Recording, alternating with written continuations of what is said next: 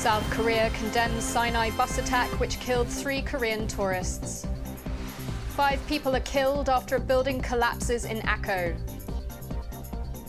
J-Post TV accompanies Israeli students for a meeting with President Abbas. And an Egyptian play that suggests Mossad was behind the Arab Spring.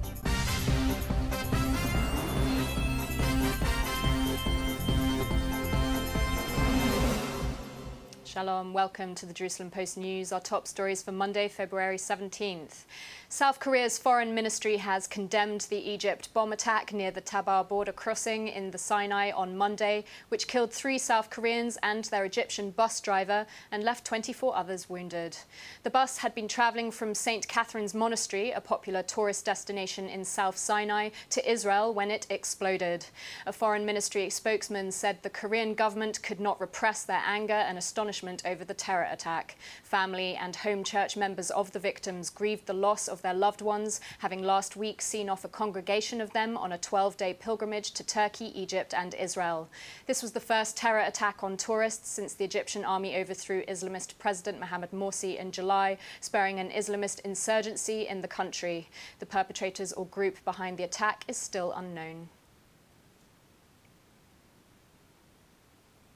5 people have been killed and 11 others injured after an explosion caused a building to collapse in the old city of Akko in northern Israel earlier Monday morning. The victims were 2 couples and the 8-year-old son of one couple.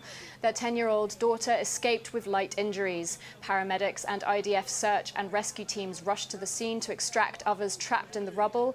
An initial investigation found that a gas leak caused the explosion. However, police are investigating the possibility of a criminal motivation. After Bayit Yehudi party leader Naftali Bennett over a week ago criticized US Secretary of State John Kerry for appearing to suggest an economic boycott of Israel could happen should the peace talks fail, and following Bennett's party co-member Moti Yogev earlier this month accusing Kerry of being motivated by anti-Semitism, Bennett has said today at a conference in Jerusalem that Kerry is not anti-Semitic, but the boycott movement is. To boycott Israel, that's an unacceptable approach. It's a new form of anti-Semitism. Make no mistake. It's not friendly criticism. Yesterday, 300 Israeli Jewish students met with Palestinian Authority President Mahmoud Abbas in the West Bank in an event organized by the One Voice movement and the Knesset's two-state lobby headed by MK Hilek Bar. Our political correspondent Gil Hoffman has this report from Ramallah. 250 left-wing Israeli students came today to Ramallah to ask questions to Palestinian President Mahmoud Abbas. They heard Mahmoud Abbas try to reach out to Israelis by saying that he doesn't want to have 5 million Palestinians move here in any kind of final status peace agreement, and he called upon them to pressure their government to make concessions to him. Abu Mazen said that he is doing his best to move all the obstacles from the peace process. And I asked him, Mr. Abu Mazen, the president, if the last obstacles will be recognition in Israel as a Jewish state, will you be able and will you want to recognize Israel as a Jewish state? Unfortunately, I didn't get an answer for it. He said I will not go to this problem. I didn't create it, and he didn't give me a full answer. I was impressed from the meeting from President Abu Mazen. I think it's important without the media and without only watching television to see it in frontly and to speak with Abu Mazen. It was fascinating. I think he speak from his heart, and it was very interesting.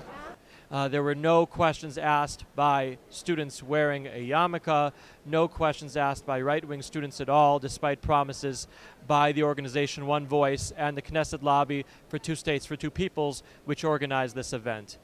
This has been Gil Hoffman reporting here from the Mukata in Ramallah.